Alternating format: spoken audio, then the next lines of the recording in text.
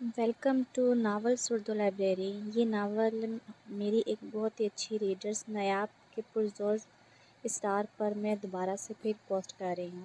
امید ہے کہ آپ کو یہ ناول پسند آئے گا جیسے آپ پہلے پسند کرتے رہے ہیں۔ تو پھر ناول شروع کرتے ہیں۔ ان آنکھوں کی مستی کے دیوانے ہزاروں ہیں، ان آنکھوں سے وابستہ افسانے ہزاروں ہیں۔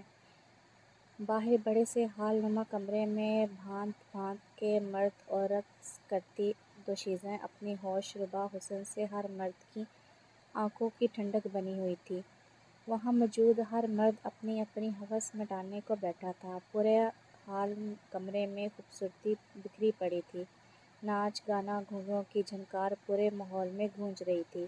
ریشم اور ستارہ پاؤں میں گھنگرو پہنے گانے کے بولوں پر مدہوش ایک ایک تان پر بڑے ماہرانہ انداز میں تھرک رہی تھی۔ اپنے جسم کی نمائش کرتی وہ دونوں وہاں بیٹھے تمام عیاش مردوں کی راتیں رنگین کرنے میں بڑی مہارت سے مصروف تھی۔ بازار حسن کی رونقیں اپنے عروج پر تھیں۔ چندا بھائی آج تو ہمارے کوٹھے کے بھاگ کھل گئے ہیں، چندا بھائی آج تو ہمارے کوٹھے کے بھاگ کھل گئے ہیں۔ نیما پھولی ہوئی سانسوں کے ساتھ بھاگتی ہوئی چندا بھائی کے پاس آئی تھی۔ چندا بھائی جو بڑے مزے سے وہاں موجود مردوں سے جسم کی نمائش کے ذریعے ریشم اور ستارہ کے اوپر واڑنے والے نذرانے بٹورنے میں مصروف تھی، جب ریما نے آہستہ سے اس کے کان میں آ کے کہا۔ چندا بھائی نے منہ میں خوشبودار پان رکھتے ہوئے اپنے محسوس شاطرانہ انداز میں ریما سے آنکھ کا اشارہ کر کے بغیر کچھ کہے پوچھا، ارے ملک کے مشہور بزنس ٹائکون ہمارے اس غریب خانے پر پہلی دفعہ تشریف لائے ہیں؟ چندا بھائی نے ایک ادا سے اپنا غرارہ سنبھالا تھا اور تالی بجا کر ریشم اور ستارہ کو اشارہ کیا تھا کہ اپنا کام جاری رکھو اور کوئی ہوشیاری کرنے کی کوشش بھی مت کرنا۔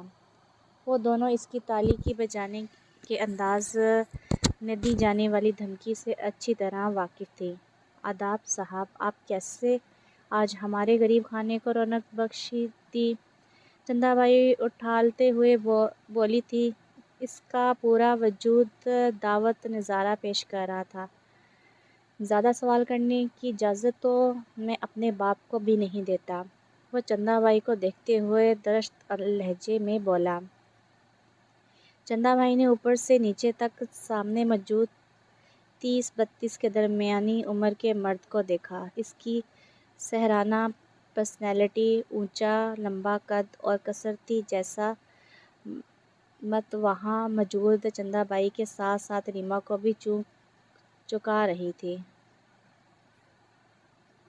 جی صاحب، آپ کہیے حکم کیجیے۔ ریما نے جھٹ سے اپنی خدمت پیش کی۔ یہ جو لڑکی میرے سامنے روتے ہوئے رقص کر رہی تھی، اس کو مجھے دے دو۔ کون سی لڑکی؟ ریشم یا پھر ستارہ؟ چندا بھائی کو لگا شاید وہ ریشم یا ستارہ ان دونوں میں سے کسی ایک کی بات کر رہا ہے، کیونکہ اس وقت رقص وہ دونوں ہی کر رہی تھی۔ وہ آنکھوں میں عجیب سی چمک لیے پوچھ رہی تھی، نہیں وہ لڑکی جو ابھی یہاں روتے ہوئے زبردستی رقص کر رہی تھی اور اس لڑکی کے ہاتھ میں پکڑے بیلٹ سے ساتھ ساتھ مار بھی کھا رہی تھی؟ وہ ریما کی طرف اشارہ کر کے بولا، کچھ دیر پہلے وہ زبردستی گلے سے رقص کروا رہی تھی۔ وہ بہت اچھی طرح چندا بھائی کے چہرے پر ٹپکتی ہوئی ہوس اور لالچ کو پڑھ چکا تھا۔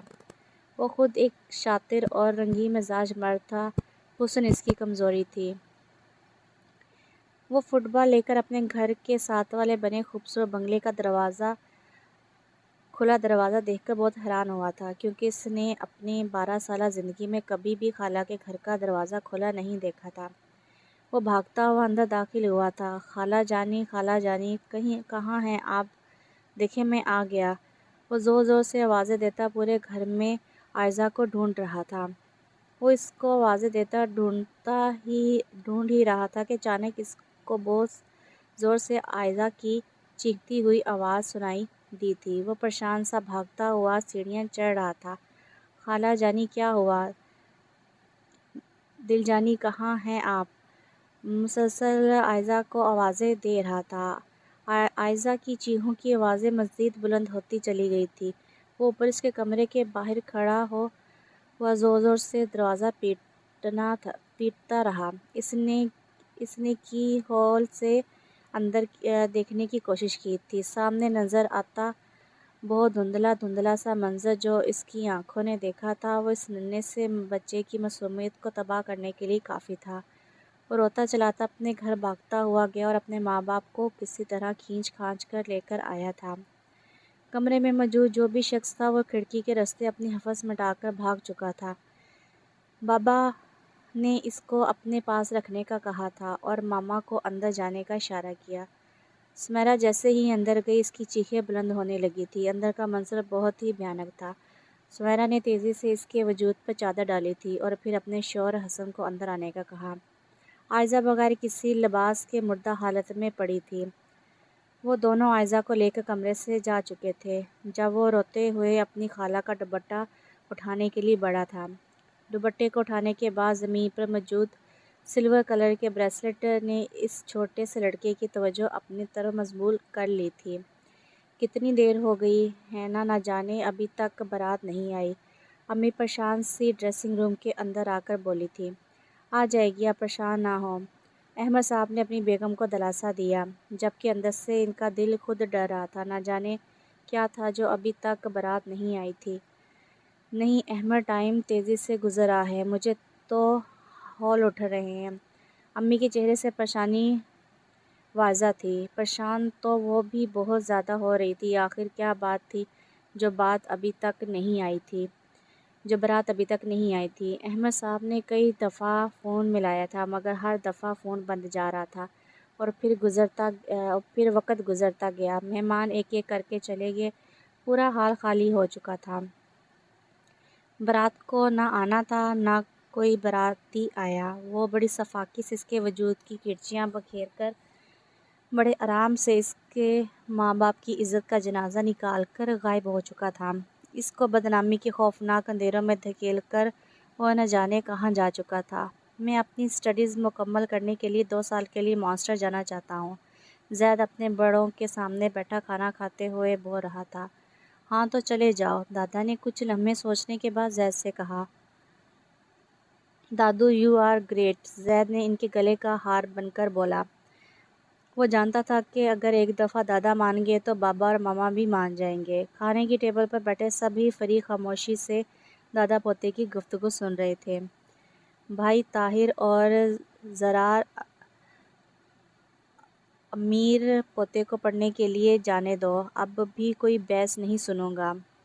دادا نے زید کے ماں باپ کو مخاطب کرتے ہوئے گویا اپنا فیصلہ سنایا تھا۔ لیکن زید، میری بھی ایک شرط ہے، دادا نے زید کی آنکھوں میں دیکھتے ہوئے کہا۔ وہ کیا؟ بس آپ حکم کریں دادا۔ وہ آج اتنا خوش تھا کہ دادا کی ہر شرط اس کو منظور تھی۔ تمہیں اپنے چچا کی بیٹی سے نکاح کر کے جانا ہوگا اور رخصتی تمہاری اسٹڈی کمپلیٹ ہونے کے بعد ہوگی۔ انہوں نے سب کے سروں پر بم پھوڑا تھا۔ کیوں بھائی احمد اور ہنا، تم اپنی بیٹی کا ہاتھ میرے ہونہار پوتے کے ہاتھ میں دینے کے لیے تیار ہو؟ طاہر اور زرار، میرے خیال سے تمہیں بھی اپنے بیٹے کے اس رشتے پر اعتراض نہیں ہوگا۔ یہ میری خواہش ہے اور میں تم سب سے یہی امید کرتا ہوں کہ تم میری یہ دیرینہ خواہش کو ٹالو گے نہیں۔ وہ شام کے وقت اپنے آفس سے نکلا تھا۔ آگے پیچھے باڑوں گارڈ بھی اس کے ساتھ چل رہے تھے۔ سلام صاحب، ڈرائیور نے اسے جیسے ہی آتے دیکھا سلوٹ کے انداز میں سلام کیا اور تیزی سے گاڑی کا دروازہ کھولا۔ وہ اپنا بوٹ میں مقید ایک قدم گاڑی میں رکھ ہی چکا تھا جب سامنے کا منظر دیکھ کر اس کے دماغی رگیں تن سی گئیں۔ آنکھوں کے ڈورے مزید سرخی مائل ہو گئے تھے، گویا ابھی خون آنکھوں سے ٹپک پڑے گا۔ اس نے گاڑی کا دروازہ دھاڑ سے بند کیا اور تیز تیز بجلی کی سی چال چلتا ہوا سامنے کھڑی ہائی روف تک پہنچا اور وہاں آؤ دیکھا نہ تاؤ اپنے ہاتھ کا پنجہ بنا کر سامنے والے کے جبڑے پر زور دار انداز میں دے مارا۔ اپنے باس کو نوجوان لڑکوں پر یوں ٹوٹ پڑتا دیکھ کر اس کے گارڈز تیزی سے بھاگتے ہوئے آئے تھے۔ جنہیں ہاتھ ایک اشارے سے اس نے وہیں روکنے کا اشارہ کیا۔ میری مدد کریں سر، یہ لوگ مجھے زبردستی اغوا کر کے لے کر جا رہے ہیں۔ اس شخص کو یوں مدد کو آتا دیکھ کر ایک چھوٹی سی لڑکی جو شاید کسی سینٹر سے پڑھ کر اپنے گھر جا رہی تھی، اس کا زمین پر پڑا کالج بیگ اس بات کی گواہی دے رہا تھا۔ اس کو دو لڑکے زبردستی ہائی روم میں بٹھانے کی کوشش کر رہے تھے۔ وہ لڑکی روتی ہوئے اب اس کو مدد طلب نگاہوں سے دیکھ رہی تھی۔ اے شہزادے، زیادہ ہیرو بننے کی ضرورت نہیں ہے۔ ان میں سے ایک لڑکا چھوٹی سی گن نکال کر دھمکانے والے انداز میں گویا ہوا۔ ہا ہا ہا، بہت دیکھے ہیں تیرے جیسے، اپنا راستہ ناپ اور پتلی گلی سے نکلتا ہوا نظر آ، دوسرے نقابپوش نے گن کا ٹریگر دباتے ہوئے کہا۔ ان نوجوان لڑکوں کو بچکانہ باتوں پہ اس کے ماتھے پر ایک رگ اور ابری اور مگر لب سے ایک لفظ بھی نہ ادا ہوا۔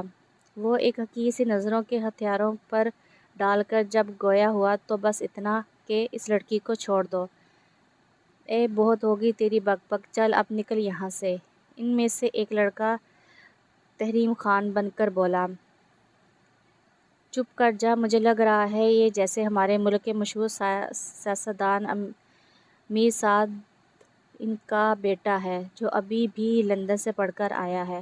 دوسرے نقاب پوش نے آہستہ سے سرگوشیانہ انداز میں اپنے ساتھی کو کہا، جس کو سن کر اس کا رنگ فک ہو گیا۔ صاحب جی معاف کر دو، اس کے بعد آپ کو کبھی بھی شکایت کا موقع نہیں ملے گا۔ معاف کر دو، بس ایک دفعہ معاف کر دو صاحب۔ وہ نقاب پوش اب اس کو اچھی طرح پہچان چکا تھا۔ جھٹ سے اس لڑکی کو چھوڑ کر میر جنید سے معافی تلافی کرنے لگا۔ معاف کر دوں، وہ بھی اتنی آسانی سے؟ تیری ہمت بھی کیسے ہوئی اس لڑکی کا راستہ روکنے کی؟ میر جنید نے اس کو گریبان سے پکڑ کر اس کا سر پشت کی طرف سے ہائی روف میں دے مارا۔ میر حنید کے اوپر جیسے جنون سا طاری ہو گیا تھا۔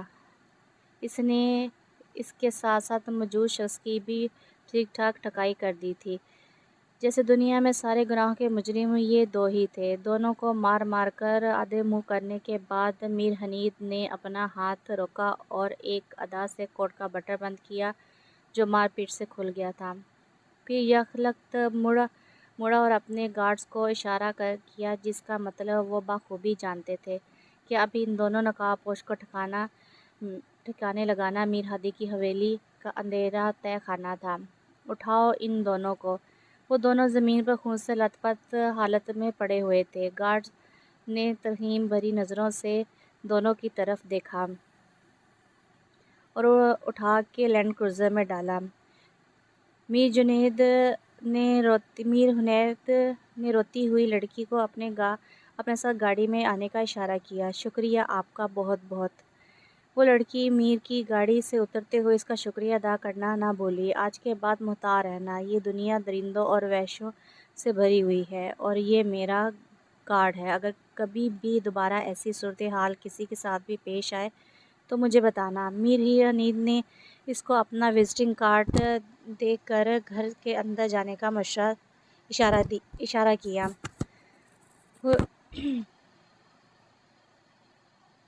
حرم منمو نظروں سے دیکھتی گھر کے اندر جا چکی تھی۔ جنید اس وقت تک گاڑی روکے کھڑا رہا جب تک وہ دروازے کے اندر گھر میں نہیں چلی گئی تھی، مگر جیسے ہی وہ پلٹنے کو تھا اس کی نظریں ناراستگی میں حرم کے گھر کی بالکونی پر پڑی تھی۔ سامنے موجود بے پناہ حسن لیے ایک لڑکی کسی لڑکے کے ساتھ خوش گپیوں میں مصروف تھی۔ میر حنید کی نظریں گویا پلٹنا بھول گئی تھیں۔ میر حنید شہر کے مشہور سیاستدان میر حسن سعد ان کا اکلوتا بیٹا تھا، اپنی ماں صدف اور باپ صدان کی آنکھوں کا تارا۔ میر صدان اور صدف نے ان کی پرورش بہت بہترین انداز میں کرنے کی بھرپور کوشش کی تھی، مگر اس کو اتنی توجہ اور محبت دینے کے باوجود بھی میر حنید کی طبیعت میں ضد اور انا کا عنصر اپنی جڑیں مضبوط کر گیا تھا۔ میر حنید جس چیز پر ہاتھ رکھ دیتا وہ اس کی ملکیت ہو جاتی تھی۔ پہلی نظر میں پسند آنے والی ہر شے، چاہیے وہ کسی کی بھی ملکیت ہو، وہ حنید کی سلطنت کا حصہ بن جاتی تھی، چاہے اگلے کی مرضی ہو یا زبردستی ہی۔ میر حنید اپنی من چاہی چیز کو ہر صورت میں حاصل کر کے ہی رہتا تھا۔ وہ جتنا بھی ضدی اور مغرور سہی، مگر اپنے سے جڑے رشتوں کا بہت اچھے طریقے سے احترام کرنا بھی جانتا تھا اور کروانا بھی جانتا تھا۔ یہ جو لڑکی یہاں ابھی میرے سامنے رقص کر رہی تھی، اس کو مجھے دے دو۔ سگریٹ سلگاتے ہوئے وہ بغیر کسی تاثر کے بولا۔ چندا بائی نے غور سے اپنے سامنے بیٹھے حسام صدیقی کو تولتی ہوئی نظروں دیکھا۔ حسام صاحب، وہ ہمارے بازار حسن کا سب سے نایاب اور ان ٹچ پیس ہے۔ وہ ان ٹچ پہ زور دیکھ کر جتانے انداز میں بولی۔ اس کے علاوہ بات کرو سیٹھ صاحب۔ چندا بائی اس کھیل کی پکی کھلاڑی تھی، کیسے اپنے ہیرے کو بے مول بیچ دیتی۔ میں اپنی بات بار بار دہرانے کا عادی نہیں ہوں، وہ برہمی سے بولا۔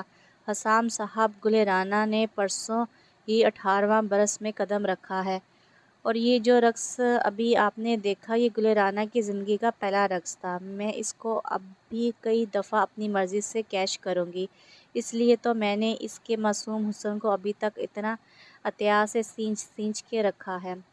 ہاں، لیکن اب وہ مجھے چاہیے۔ حسام کا لہجہ کسی بھی قسم کی رائے سے عاری تھا۔ سیٹھ صاحب، گل رانا پورے کوٹھے میں سب سے خوبصورت لڑکی ہے، جو ابھی تک اپنی ضدی طبیعت کی وجہ سے کسی بھی مرد کی ہوس کا نشانہ نہ بن سکی، اور نہ ہی ہم نے زیادہ اس پر زور ڈالا۔ چندا بائی نے ابھی تک گل رانا کو کسی بھی گاہک کے آگے پیش نہیں کیا تھا۔ وہ اس کے لیے بہت آگے کا لاحلہ عمل اپنے دماغ میں پہلے ہی طے کیے بیٹھی تھی۔ حسام کی فرمائش نے اس کو اندر تک شعلوں کی لپٹ میں لے لیا تھا، مگر حسام جیسی ملک کی نامور ہستی کو بھی ناراض کر کے اپنا نقصان نہیں کرنا چاہتی تھی۔ وہ بڑے تحمل سے نہ چاہتے ہوئے بھی اس کا جواب دے رہی تھی۔ بلاؤ اس لڑکی گل رانا کو، جلدی میں اور انتظار نہیں کر سکتا۔ یہ بلینک چیک، جتنی رقم چاہو لے لو۔ حسام نے لمبی بحث کو چندا بائی کی فطرت کے مطابق چال چل کر مختصر کیا۔ چندا بائی کی آنکھیں ہی کھل گئی تھیں۔ جاؤ ریما، گل رانا سے کہو 10 منٹ میں اپنا سامان پیک کر کے آ جائے۔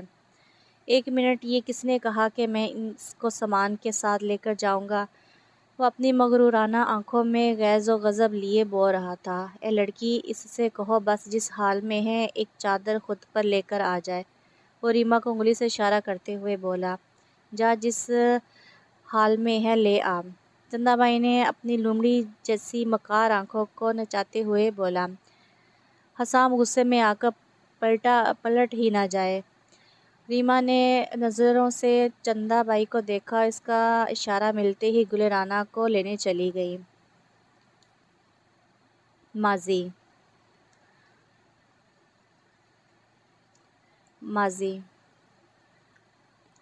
ہینا یونیورسٹی سے باہر نکل رہی تھی جب اس کی نظر سامنے کھڑے شخص پر پڑی تھی۔ چند لمحوں کے لیے وہ تھم سی گئی۔ سامنے کھڑا شخص اپنی گاڑی کا بونٹ کھولے کھڑا تھا۔ گرمی سے اس کی پوری شرٹ پسینے سے شربو ہو چکی تھی۔ 6 فٹ سے نکلتا ہوا قد، ہلکی بڑھی ہوئی شیو، ساتھ ہی ماتھے پر بکھرے بال، اس کی وجیہہ پر پرسنالٹی میں مزید اضافہ کر رہے تھے۔ ہینا کو لگا جیسے آج اس نے اپنا دل اس سامنے کھڑے مغرورانہ نقوش کے حامی شخص پر ہار دیا ہو۔ عالم خان اور فاطمہ خان کی 3 اولادیں تھیں۔ بڑا بیٹا طاہر، اس کی بیوی زارا، جو کہ فاطمہ اپنی سگی بہن کی بیٹی بیاہ کر لائی تھی۔ طاہر کے 3 بیٹے تھے، آدم، زید اور راہم۔ دوسرے نمبر پہ تھے احمد اور ان کی بیوی ہنا، جو کہ عالم خان کی دوست کی بیٹی تھی۔ احمد کی 2 بیٹیاں تھیں اور 1 بیٹا، بڑی بیٹی زمل اور چھوٹی بیٹی حرم۔ آخری نمبر پر تھی سب سے چھوٹی اور اکلوتی بیٹی فلک، جو کہ اپنے ماں باپ اور بھائیوں کی آنکھوں کا تارا تھی۔ فلک کی شادی پسند سے ہوئی تھی، جو اس نے زبردستی گھر والوں کو راضی کر کے کی تھی۔ فلک کی اولاد کے نام پر ایک بیٹی ہوئی تھی، جو پیدائش کے 5 سال بعد اپنے باپ کے ساتھ گھومنے سمندر پار گئی تھی اور وہیں ڈوب کر مر چکی تھی۔ فلک اپنی بیٹی کی وفات پر پہلے ہی بہت بیمار ہو گئی تھی، اور پھر جب بہت ڈھونڈنے کے بعد بھی کئی مہینوں تک بیٹی کی ڈیڈ باڈی نہ ملی تو وہ نیم پاگل سی ہو کر ایک دفعہ پھر اپنے باپ کی دہلیز پر آ بیٹھی تھی۔ زید، آپ کا جانا بہت ضروری ہے کیا؟ زمل آنکھوں میں نمی لیے زید سے افسردہ لہجے میں پوچھ رہی تھی۔ وہ دونوں بڑے مزے سے بالکونی میں بیٹھے موسم انجوائے کر رہے تھے۔ یار، 2 سال کی تو بات ہے، یوں ہی چٹکیوں میں گزر جائیں گے۔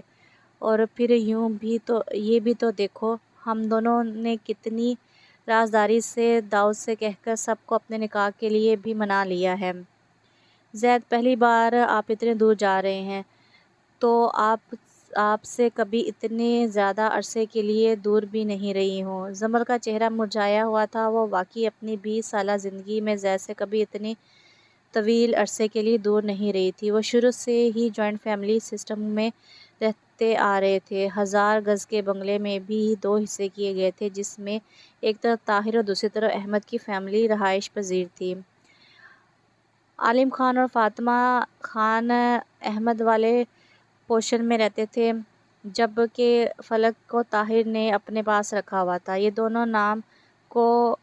ان دونوں نام کو الگ رہتی تھی، مگر عالم خان کی سخت آرڈر تھے کہ کھانا سب ساتھ ہی کھائیں گے۔ اب کیوں یہ اداس شکل بنا کر گھوم رہی ہو؟ اب تو میں تمہیں اپنے نام کر کے جا رہا ہوں، اور خبردار، جو میرے پیچھے کسی کو آنکھ اٹھا کر دیکھنا تو دور کی بات، آنکھ مارنے کی بھی کوشش کی تو اسی وقت رخصتی کروا لوں گا۔ زید اس کا موڈ بحال کرنے کو چھیڑتے ہوئے بولا، ٹھیک ہے، آپ نے کسی سے بھی عشق یا عاشقی کرنے کی کوشش کی تو آپ کے ساتھ ساتھ اس کی بھی ایسی کی تیسی کروں گی۔ دونوں پوری زندگی کے لیے لولے لنگڑے ہو جائیں گے۔ زمل نے بھی حساب برابر کیا، ارے یار، تم میری دھڑکنوں میں بستی ہو، میری آنکھوں کی راحت ہو، تو مجھے کبھی بھی اس کمٹمنٹ سے ناانصافی کرتے نہیں پاؤ گی۔ زید کے لہجے میں اس کی باتوں کی سچائی اور زمل کے لیے سچی محبت واضح تھی۔ زمل اپنی نظریں جھکا گئی، چلو اب یہ اداسی ختم کرو، ابھی بہت ٹائم ہے۔ میرے جانے میں 2 دن بعد ہمارا نکاح ہے، اور ان 2 ماہ میں ہم ان پلوں کو بہت خاص بنا دیں گے تاکہ تم اور میں تنہا رہ کر بھی تنہا نہ ہوں، ایک دوسرے کی یادوں کے حصار میں قید رہیں۔ زمل زید کو دیکھ کر محبت سے مسکرا دی، میں اس گندگی میں نہیں اترنا چاہتی، وہ روتے ہوئے بولی تھی۔ دیکھ لڑکی، تیری منمانی پچھلے 18 سال سے سن رہی ہوں، ہم اب تیرا سودا کر چکے ہیں، وہ بھی منہ مانگے داموں میں۔ ریما چندا بھائی کی خاص لڑکی تھی، جو چندا بھائی کے بعد اس کا راج چلتا تھا اس کوٹھے پہ۔ میں نے کہہ دیا نا، میں کہیں نہیں جاؤں گی، وہ روتے ہوئے غصے سے ضدی لہجے میں گویا ہوئی، تجھے اس لیے تھوڑی ابھی تک سنبھال کر رکھا تھا، ہم ہنسی خوشی تیری شادی کر کے تجھے کوٹھے سے رخصت کر دیں گے۔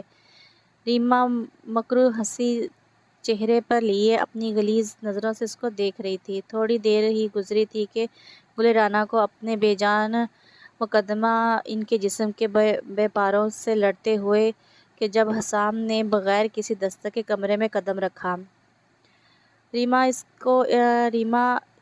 اس کو سامنے دیکھ کر ٹکٹکی، اور پھر بڑی چالاکی سے بولی، سیٹھ صاحب، یہ لڑکی نہیں مان رہی ہے آپ کے ساتھ جانے کے لیے۔ میں جانتا ہوں، مجھے بتانے کی ضرورت نہیں۔ وہ اندر آتے ہی گل رانا اور ریما کے مابین ہونے والی تمام گفتگو سن چکا تھا۔ گل رانا کی آنکھوں میں اس لمبے چوڑے کثرتی وجود کے حامل مرد کو دیکھ کر سمراگی اتر آئی تھی۔ وہ جانتی تھی کہ اب اس کا انجام کیا ہونے والا ہے۔ اس نے گل کو ایک بھرپور نظر سے دیکھا تھا اور آگے بڑھتے ہوئے گل کے چہرے اور خوبصورت جسم پر سائیڈ میں رکھی چادر ڈال دی تھی۔ اس نے گل کے روتے سستے وجود کو اچھی طرح سے چادر میں لپیٹنے کے بعد اس کو اپنے کندھے پر اوندے منہ ڈالا تھا۔ وہ فریاد کر رہی تھی، رحم کی بھیک مانگ رہی تھی اس سے۔ وہ بغیر کچھ کہے اور سنے لمبے لمبے ڈگ بھرتا کوٹھے کی دہلیز پار کر گیا تھا، اور وہ سوچ رہی تھی کہ نہ جانے اس مزار حسن سے نکلنے کے بعد اب مزید کن گھٹن حالات کا سامنا کرنا ہوگا۔ ہنا آج بھی اسی ٹائم پر یونیورسٹی کے دروازے پر کھڑی شرجیل کا انتظار کر رہی تھی۔ وہ یک طرفہ محبت کی زد میں بری طرح آ چکی تھی۔ شرجیل کی ایک جھلک دیکھنے کے لیے پچھلے 1 گھنٹے سے بے قرار سے کڑی دھوپ میں کھڑی تھی۔ کچھ ہی دیر بعد وہ دشمن جانا اس کے سامنے آتا دکھائی دیا۔ ہنا بغیر پلک جھپکائے ٹرانس سے کیفیت میں اس کو دیکھ رہی تھی۔ وہ کسی سے مضافہ کرنے کے بعد اپنی جیب سے کوئی چھوٹی سی چیز اس کو تھما رہا تھا، جو دوسرے لڑکے نے بڑی خوشی سے اپنی جیب میں رکھی تھی۔ ہنا کو کافی حیرت ہوئی تھی یہ سب دیکھ کر۔ حیرت کا جھٹکا اس کو اس بات کا لگا کہ سامنے کھڑا شخص پوری یونیورسٹی کا سب سے لوفر اور آوارہ قسم کا لڑکا تھا۔ اس کا شرجیل سے کیا تال میل ہو سکتا ہے۔ وہ بری طرح سے کشمکش کا شکار ہو گئی تھی۔ وہ کچھ حیران اور پریشان سے شرجیل کے بارے میں سوچ رہی تھی، اور پھر دیکھتے دیکھتے وہ دونوں گاڑی میں بیٹھ کے جا چکے تھے۔ ہنا کا یہ روز کا معمول بن چکا تھا۔ وہ ہر روز شرجیل کے لیے صرف ایک دیدار کے لیے تپتی ہوئی کڑی دھوپ میں یونیورسٹی کے باہر کھڑی رہتی تھی۔ شرجیل روزانہ اسی لڑکے کے ملنے کے لیے آتا تھا۔ کبھی وہ اس کو سا لے جاتا، پھر کبھی بڑی رازداری سے وہی چھوٹی سی چیزیں اس کے ہاتھ میں تھما کر چلتا بنتا۔ ہنا نے سوچ لیا کہ وہ کل کسی بھی طرح یونیورسٹی سے آف لے کر شرجیل کا پیچھا کرے گی۔ آیا وہ آخر کہاں جاتا ہے؟ ہنا کے دل میں شرجیل کے لیے محبت بری طرح سے جاگ چکی تھی۔ وہ اپنے محبوب کی ہر ایک ادا پسند تھی، حد یہ کہ ہر وہ چیز جو شرجیل سے جڑی تھی وہ اس کو جاننا چاہتی تھی۔ مجھے ہر حال میں اس لڑکی کے مطابق ایک معلومات چاہیے۔ جی سر، آپ کو تمام معلومات جلدی مل جائیں گی۔ تابعداری سے گویا ہوا تھا۔ وہ لون میں بیٹھا رات کے وقت سگریٹ پر سگریٹ سلگا رہا تھا اور ساتھ میں اپنے خاص بندے اسد سے فون پر بات کر رہا تھا۔ ایڈریس میں تمہیں سمجھا چکا ہوں، تمہارا کام پہلے ہی میں نے بہت آسان کر دیا ہے۔ جی سر، بالکل، اسد نے فرمانبرداری سے کہا۔